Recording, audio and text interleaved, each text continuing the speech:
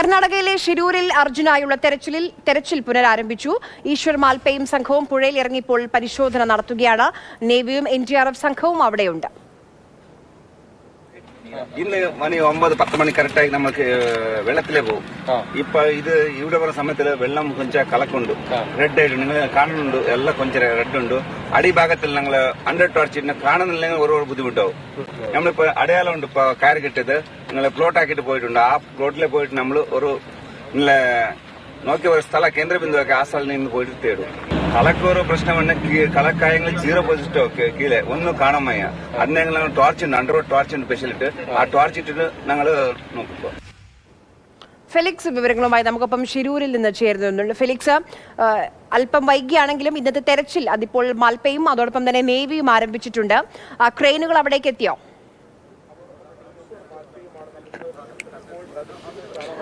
ഇതുവരെയും ക്രെയിൻ എത്തിയിട്ടില്ല. അതേസമയം മുങ്ങൽ വിദഗ്ധർ ഈശ്വർ മാൽപ്പയുടെ സംഘവും ഒപ്പം NDRFും നേവിയും ഒക്കെ തന്നെ ഈ തെരച്ചിലിന്റെ ഭാഗമാകുന്നുണ്ട്.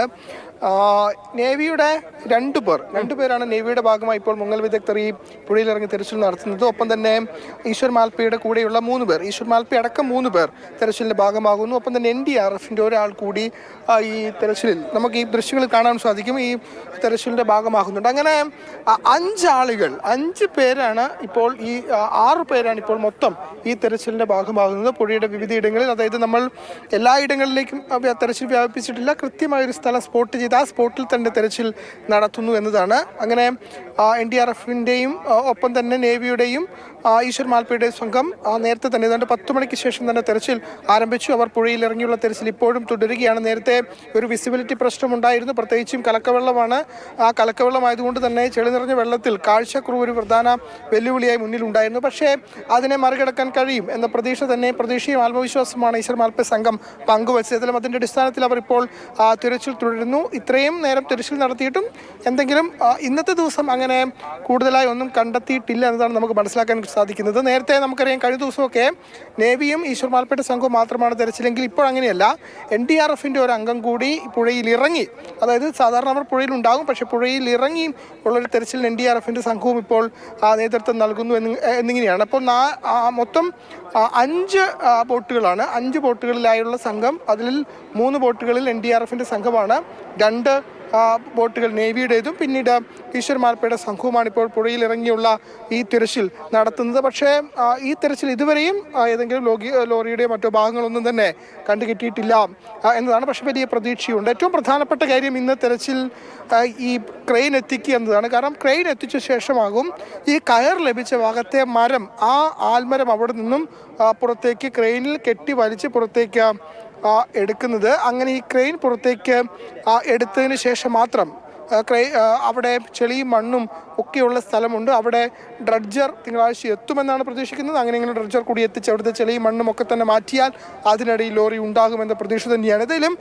ക്രെയിൻ എത്തുക വളരെ പ്രധാനമാണ്. കാരണം ഇന്നലെ കാർവാറിൽ മറ്റൊരു ലോറി ഉയർത്തിയ ക്രെയിനും സംഘവും അതേ സംഘത്തെ തന്നെ ഇവിടെ നിയോഗിച്ച് അവരെ ഉപയോഗിച്ചുകൊണ്ട് ഈശ്വർ മാൽപ്പ സംഘവും ഈ മരത്തിൽ കയർ കെട്ടിയ മരം അവിടെ നിന്നും ഉയർത്തി മാറ്റിയാൽ അതിനടിയിൽ ഒരുപക്ഷേ എന്തെങ്കിലും ഉണ്ടാകുമോ എന്നതാണ് പ്രധാനമായും പരിശോധിക്കുന്നത്. ഏതായാലും പരിശോധന തുടരുന്നു. വിസിബിലിറ്റി ഒരു വലിയ വെല്ലുവിളിയല്ല എന്ന് തന്നെ പറഞ്ഞുകൊണ്ടാണ് ഈശ്വർ മാൽപ്പയുടെയും നേവിയുടെയും ഒപ്പം NDRFിൻ്റെയും സംഘം ഈ തെരച്ചിലിൻ്റെ ഭാഗമാകും. നമുക്കറിയാം, കരയോട് ചേർന്നുള്ള സ്ഥലത്താണ് ഇപ്പോൾ ഈശ്വർ മാൽപ്പയും സംഘവുമാണത്. കരയോട് ചേർന്നുള്ള ഭാഗത്ത് ഈശ്വർ മാൽപ്പയും സംഘവും ഇപ്പോൾ തെരച്ചിലിൻ്റെ ഭാഗമാകുകയും ചെയ്യുന്നു. ഏതായാലും ഒരു അനുകൂലമായ ഘടകം ഈ ഒഴുക്ക്, ജലനിരപ്പ് ഉയർന്നു നിൽക്കുന്നുണ്ടെങ്കിലും ഒഴുക്കിൽ സ്പീഡ് കുറവുണ്ട് എന്നതാണ്. 2 knotsലും താഴെയാണ് ഇപ്പോഴത്തെ വേഗത. അതുകൊണ്ട് അതൊരു വലിയ രീതിയിൽ അനുകൂലമായൊരു സാഹചര്യവും അന്തരീക്ഷവും ഈ തിരച്ചിലിന് ഉണ്ടാക്കുന്നുണ്ട് എന്നതാണ്. അത് പരമാവധി പ്രയോജനപ്പെടുത്തിക്കൊണ്ടാണ് ഇത്രയധികം സംഘം, നേരത്തെ 1-2 പേരായിരുന്നെങ്കിൽ ഇപ്പോഴങ്ങനെയല്ല 5 പേർ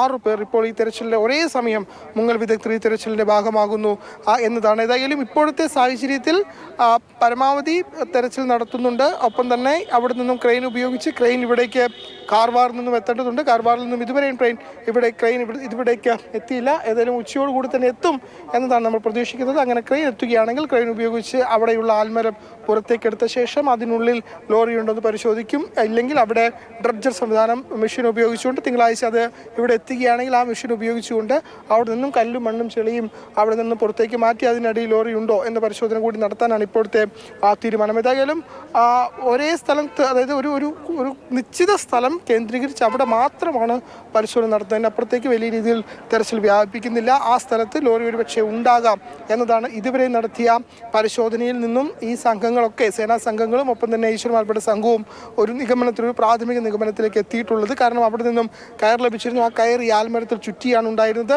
ആ കയറിൻ്റെ ഒരു ഭാഗം നേവി സംഘം മുറിച്ച് മാറ്റി ഇവിടേക്ക് കയർ കൊണ്ടുവന്ന് അത് ലോറിയിൽ കെട്ടിയ മരത്തിലുണ്ടായിരുന്ന കയറാണ് എന്ന് സാരംഗിലേക്ക് കൂടി പോവുകയാണ്. സാരംഗും തെരച്ചിൽ നടക്കുന്ന സ്ഥലത്ത് തന്നെയാണുള്ളത്. സാരംഗം, ഇന്ന് ഏറ്റവും പ്രധാനം ആ ക്രെയിനുകൾ അവിടേക്ക് എത്തിക്കുക, ആ മരം മാറ്റുക, അപ്പോൾ മരത്തിനടിയിൽ ലോറി ഉണ്ടോ എന്ന് കണ്ടെത്തുക. വളരെ ഫോക്കസ്ഡ് ആയിട്ടുള്ള ഒരു രീതിയിലുള്ള റെസ്ക്യൂ ഓപ്പറേഷനാണ് ഇന്ന് പ്ലാൻ ചെയ്തിരിക്കുന്നത്. അതിനാദ്യം ക്രെയിനുകൾ അവിടേക്ക് എത്തണം. ക്രെയിനുകൾ എപ്പോഴത്തേക്ക് അവിടേക്ക് എത്തും?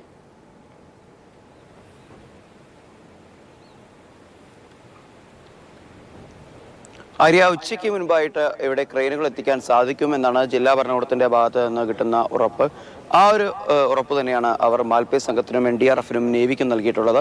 ഇപ്പോൾ കൃത്യമായിട്ട് കാണാം, മുൻ ദിവസങ്ങളിലൊക്കെ ഉണ്ടായിരുന്നത് പോലെ വികേന്ദ്രീകൃതമായ തരത്തിലുള്ള ഒരു തിരച്ചിലല്ല ഇപ്പോൾ ഇവിടെ നടക്കുന്നത്. കൃത്യമായ ഒരു പോയിന്റ് വെച്ച് നേവിയുടെ സോണാർ സംവിധാനത്തിലൂടെ സെൻസ് ചെയ്ത് കണ്ടെടുത്തിട്ടുള്ള പോയിന്റ് 1ഉം പോയിന്റ് 2ഉം മാത്രം ലക്ഷ്യം വെച്ചുകൊണ്ടാണ് നേവി സംഘവും അതുപോലെ തന്നെ NDRF, SDRF, മാൽപേ സംഘവും ഒക്കെ തന്നെ കേന്ദ്രീകരിച്ചുകൊണ്ടുള്ള ഒരു തിരച്ചിലാണ് നടക്കുന്നത്. നമുക്ക് ദൃശ്യങ്ങളിൽ നിന്ന് കാണാൻ സാധിക്കും. കാരണം NDRF നേവി സംഘങ്ങൾ പുഴയ്ക്ക് നടുക്കുള്ള അല്ലെങ്കിൽ പുഴയിൽ നിന്ന് തന്നെ അങ്ങോട്ടും ഇങ്ങോട്ടും ആശയവിനിമയം നടത്തുന്ന കാഴ്ച ആദ്യ ദിവസങ്ങളിലൊന്നും തന്നെ അത്തരത്തിലുള്ള ഒരു കാഴ്ച നമുക്ക് കാണാൻ സാധിക്കില്ലായിരുന്നു. ഇപ്പോൾ അത്തരത്തിൽ ഒരു ആശയവിനിമയം കൃത്യമായി നടക്കുന്നു. കൃത്യമായൊരു ടാർഗറ്റ് വെച്ചുകൊണ്ടുള്ള ഒരു ദൗത്യം പുരോഗമിക്കുന്നു എന്നത് ഏറെ പ്രതീക്ഷ നൽകുന്ന ഒരു കാര്യമാണ്. ഇനി അവർ നിൽക്കുന്ന സ്ഥലത്തിൻ്റെ ഏകദേശം 10 ഫീറ്റ് അടിയിലേക്ക് ചെന്ന് കഴിഞ്ഞാൽ ചളി ഉറഞ്ഞുകൂടി കട്ടി കൂടിയ ഒരവസ്ഥയിലാണ് നിൽക്കുന്നത്. അപ്പോൾ അത് നീക്കം ചെയ്യാൻ വലിയ ബുദ്ധിമുട്ട് ഇവർ അനുഭവപ്പെടുന്നുണ്ട്. ഇനി നേവിയുടെ കയ്യിലുള്ള എന്തെങ്കിലും തരത്തിലുള്ള ഒരു അത്യാധുനിക സംവിധാനം ഉപയോഗിച്ച് താഴത്തേക്ക് സ്കാൻ ചെയ്യാൻ കഴിയുമോ എന്നുള്ള ഒരു സാധ്യത കൂടി ഇപ്പോൾ പരിശോധിക്കുന്നുണ്ട്. ക്രെയിൻ വന്നു കഴിഞ്ഞാൽ മാത്രമേ ആ കട്ടി കൂടി അവിടെ പൊതിഞ്ഞു കിടക്കുന്ന ചെളിമണ്ണും അതുപോലെ അടിയിൽ കിടക്കുന്ന ആ പടുകൂറ്റൻ, നമ്മൾ മുൻകാലങ്ങളിലെ ദൃശ്യങ്ങളിലൊക്കെ തന്നെ കണ്ടിരുന്നു ലക്ഷ്മണ നായിക്കിന്റെ കടയുടെ മുൻപിലുള്ള ഒരു ആൽമരത്തിന്റെ ചിത്രം. ആ ആൽമരമടക്കം ഇത്തരത്തിൽ മലയിടിഞ്ഞ് വന്ന ഭാഗത്തുള്ള ചില ചെടികളും മരങ്ങളൊക്കെ തന്നെ നീക്കം ചെയ്ത് കഴിഞ്ഞാൽ മാത്രമേ കൂടുതൽ അടിയിലേക്ക് ഊളിയിട്ട് പോകാൻ അവിടെ എത്തിയിട്ടുള്ള മുങ്ങൽ വിദഗ്ധർക്കൊക്കെ തന്നെ സാധിക്കുള്ളൂ. എന്നാൽ മാത്രമേ അതിന് താഴത്തുള്ള ഒരു വിഷ്വൽ വിസിബിലിറ്റി ഇവർക്ക് ലഭ്യമാകുകയുള്ളൂ.